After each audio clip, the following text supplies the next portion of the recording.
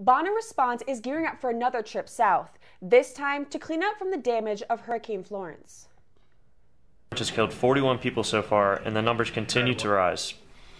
We talked to Becky Harmon from North Carolina about how she is distributing food to the people in need. And there are trees down left and right. Houses have been flooded. People are ripping out their carpet, their insulation, all their furniture, their lives are like stacked up on the side of the road. And see that even though there was a mandatory evacuation through Trent Court, like there's still 75 plus people living in their homes that have been flooded. Becky is using her food truck to give to those affected by Florence the most. Focusing on getting them like fresh, real food with a smile.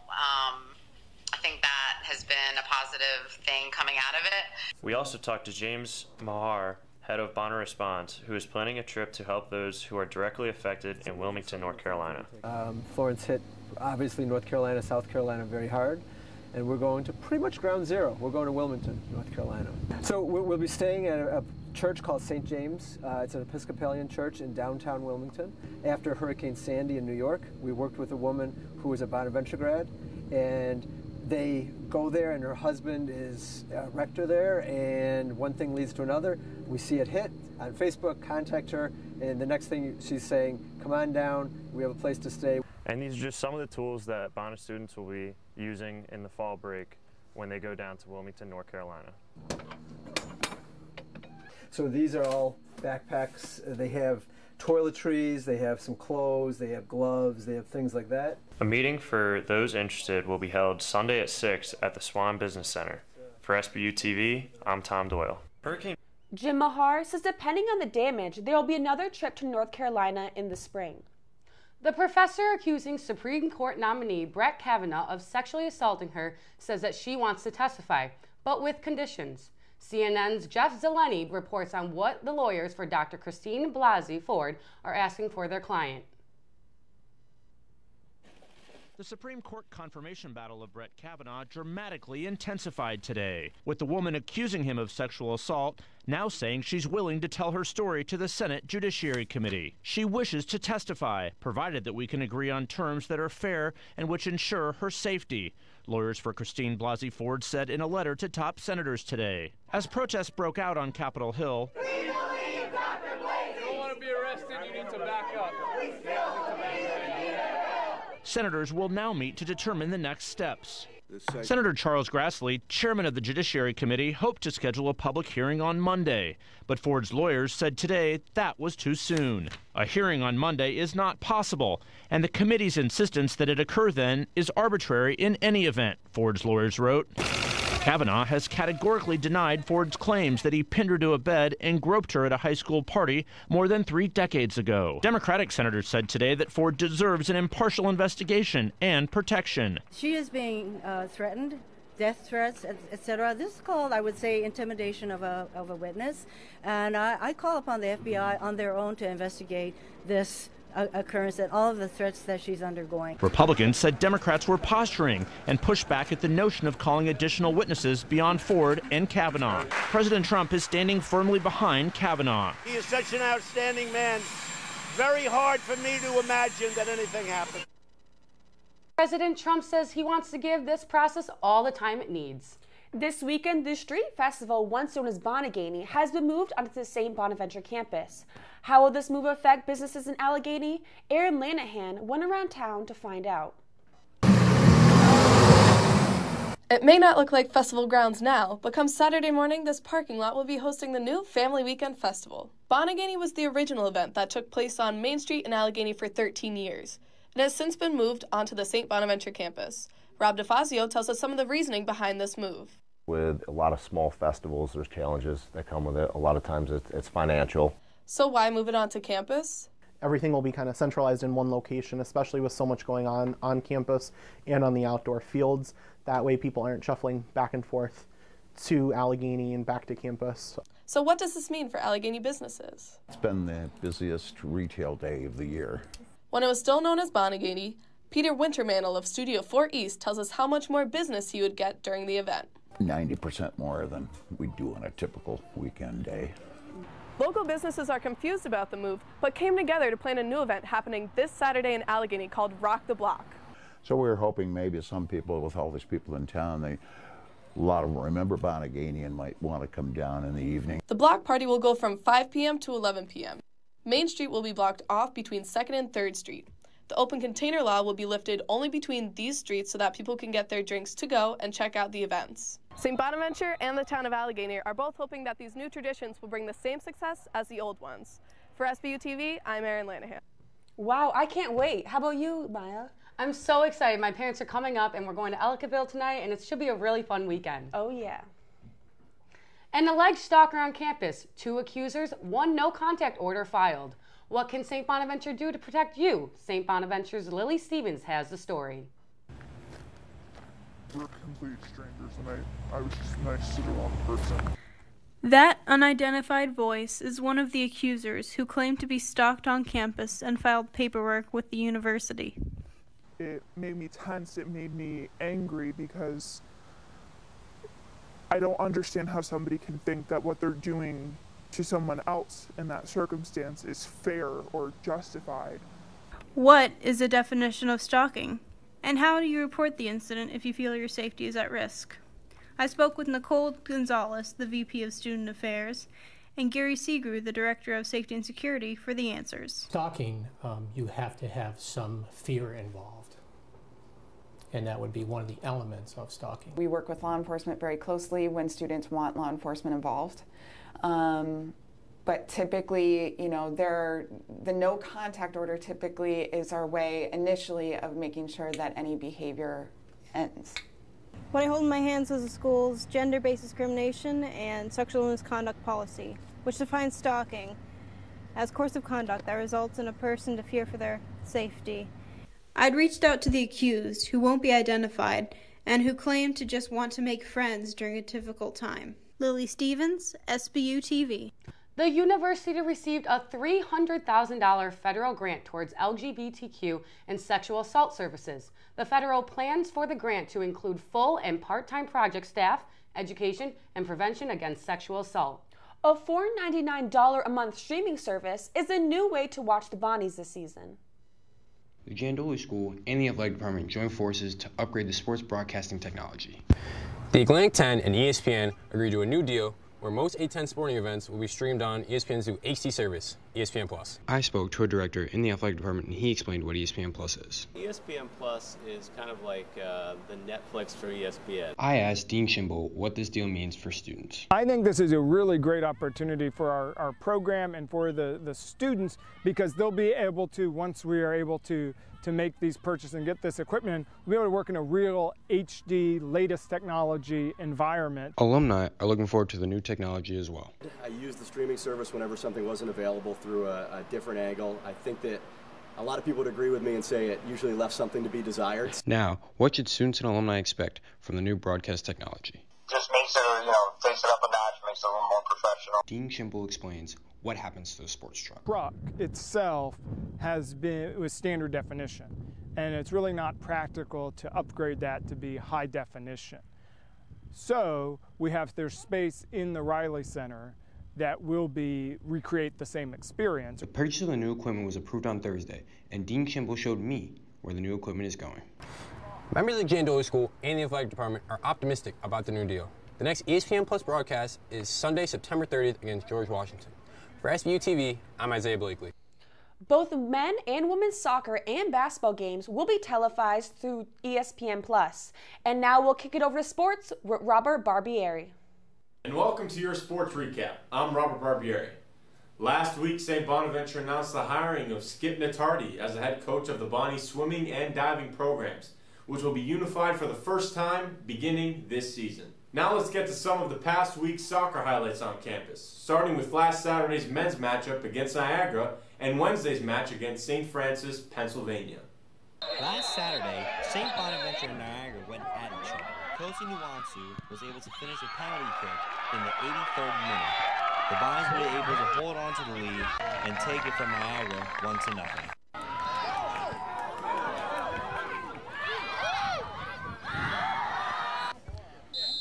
The second half started with action. An early penalty by St. Francis led to a penalty kick goal from senior Kosi Wafornsu, his 5th on the season. But 56 seconds later, St. Francis came back with their own goal. And 3 minutes later, they added another, making the score 2-1. In the end, the Bonnies lost 3-1 on a last-minute goal by St. Francis. Lastly, we'll get to the latest on Bonnies men's basketball. The 2019 recruiting class is underway, with the Brown and White signing 3-star recruit, 6'7" wingman Justin Winston from Putnam Science Academy. He had offers from UConn, Seton Hall, and Minnesota. Hope you guys enjoyed your weekly sports recap. Back to you, Maya and Roisin. Thanks, Rob. With an increase in enrollment this fall, are there enough parking spots? I went to find out. Does parking seem a bit peculiar this semester? Some students find it increasingly difficult to find a spot this fall. There's never parking in the shade lot, so you always have to come back here, and it's even a struggle finding parking back here. 537 freshmen committed to the university for fall 2018, a 22% increase from the previous year. Well, with the new influx of freshmen, we added approximately 60 new decals to our inventory this year as registered parking permits. With the increase in freshmen, no new marked parking spaces have been made. However, I'm standing here in the newly paved unmarked parking spots near the tennis courts. Unmarked means students can park anywhere on the grass.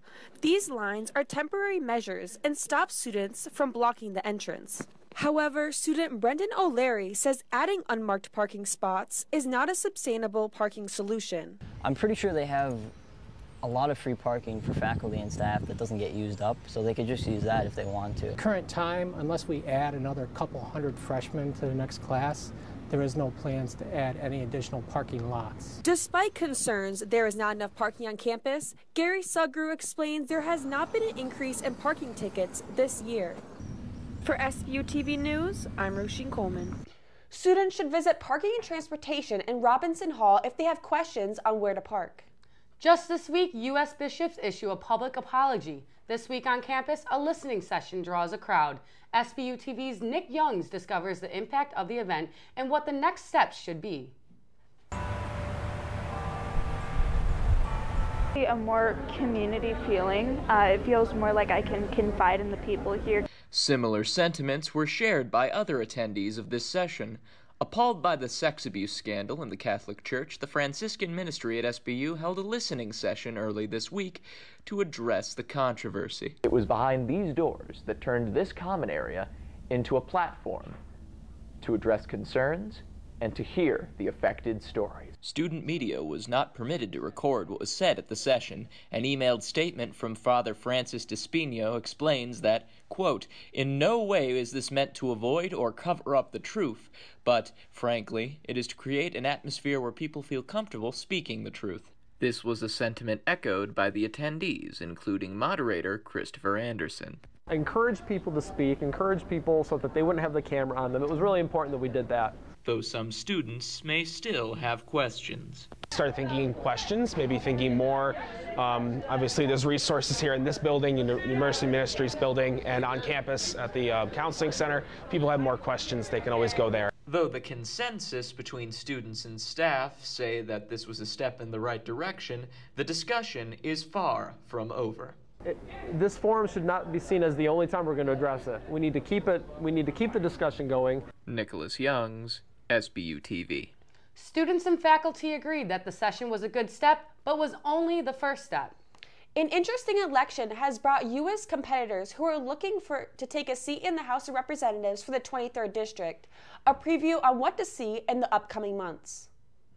The District 23 race is upon us. Cattaraugus, as well as many other counties, will elect the best candidate they see fit. Republican Representative Tom Reed will be facing off against Tracy Mitriano for a seat in Congress. The 23rd District holds 11 counties. That is one of the most broad districts in the East Coast. We spoke with Representative Tom Reed and Democratic nominee Tracy Mitriano on their thoughts on the race. it's about listening, it's about being accessible, it's about covering the district in the way that I look at it as. This is my home. We are at a crossroads in our country right now where politics cannot just be left up to professional politicians. You know, first and foremost, I applaud anybody who wants to run for public office. I appreciate the sacrifice and the commitment it represents, but I do believe there is a stark contrast between her and I. Mr. Reed has turned his back on his district. He has not met the needs of the people, working and middle-class people of this district. From my perspective, Tracy comes from the party, the part of the Democratic Party that's, in my opinion, has gone to the extremes, where it's gone to that hard left agenda of almost embracing this democratic socialism that they're embracing on the left. And I think, you know, her background and her experience and her positions on the issues, to me, are of that hard left extreme position. I'm prepared to debate Mr. Reed if he were to walk in this door right now. This is Nick Ventura and Nick Gallo with SBU-TV. According to Montreux, she has accepted only 8 debates, while Reed has accepted 3. Matrano even mentioned how her latest invitation wasn't even a debate. Rather, it was a conversation with the Reed and staff members from the editorial post set up by Reed himself. A St. Bonaventure student is caught on Snapchat singing along to a rap song with the N-word as a part of the lyrics. Diversity specialists at the university and students say it's wrong and label this as a bias incident. What exactly is a bias incident, and what is the university doing to educate students on racial boundaries and respect? I don't think it's okay, even though it may be a song lyric. I think it just have a negative connotation around it, so it shouldn't be said. Some students at the university voiced their opinions on the use of the N-word that was said in a recent Snapchat video. We talked to Katie, where she defines what a bias event and hate crime are. The biased incidence is how we define it, is any type of language or action against either an individual or group based on a real or perceived bias in terms of race, gender, religion, veteran status, or age. A hate crime, in New York State, there is a legal definition of a hate crime. And to get the temperature on campus, I went around asking students if it's okay to say the N-word if it exists inside a song, or if it isn't okay at all. Here is what some of them said. No matter what race you are, it shouldn't be okay for you to use that word. It's disrespectful, inappropriate, and it's just downgrading. It isn't okay, it's context. Context is everything, but using that word isn't really good in any context. I got the chance to speak to Tracy Schrems, where she tells us about the No Casualties movement and why it was created. This is not enough. Sitting and talking about how we feel about this, when we all know how we feel about this, isn't enough. It's just, we have to do more. Stay tuned for more updates. SBU-TV, Destiny Rodriguez, and Love Nicholson. Tokia C. Graham, an English professor at Monroe Community College, will be in Walsh Amphitheater on September 22nd, talking about the etymology and the N-word and other racial slurs. This forum will jumpstart St. Bonaventure's Black Student Union, bigger than the word campaign. The nights are getting shorter. You know what that means. Fall is on its way. I gathered facts about the autumnal equinox that will happen tomorrow. Summer's coming to a close and autumnal equinox is near. Tomorrow, September 22nd, both northern and southern hemispheres will experience an equal amount of daylight. For those of us in the northern hemisphere, it marks the beginning of fall, with the daylight hours continuing to shorten until the winter solstice in December. The solstice will occur when the sun is directly in line with the equator. The equinox will happen at 9:54 p.m. Eastern Time on Saturday. In Buffalo, we will have exactly 12 hours and 10 minutes of daylight. Our news continues around the clock on Facebook and Twitter pages, as well as our SBU-TV.com. Thank you for joining us today. Have a great weekend.